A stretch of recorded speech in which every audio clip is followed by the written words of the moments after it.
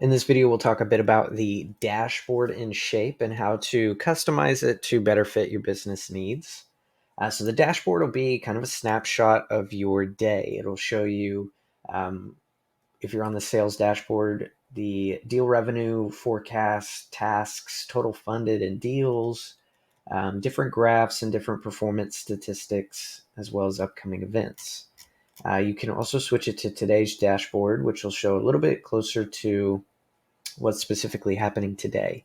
It'll show you your top 10 newest records, recently updated, funded loans if you're in the mortgage template, etc. And more or less, again, communication overviews for today. You can configure this from your settings.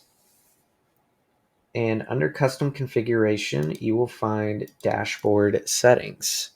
And from here is where you can set those different statistics. So the top block, funded status, what status in the system is considered funded. Same thing for projected funding. Set those statuses here. Select the field that counts as your revenue value. In mortgage, it's going to be the loan amount.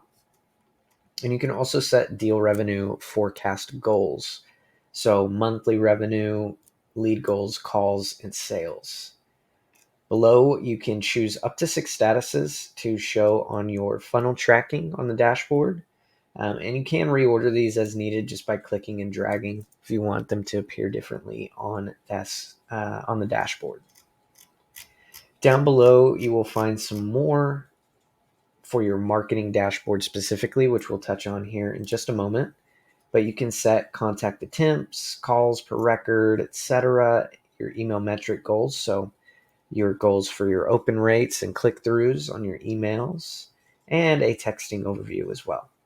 And you can find your marketing dashboard by clicking the marketing icon in the top right. And it'll show you all of the goals that we just went over. So call attempts, emails, texts, how many drip campaigns you have active. It'll show you based on the lead score, if you're taking advantage of Shape's AI lead scoring using Shape IQ.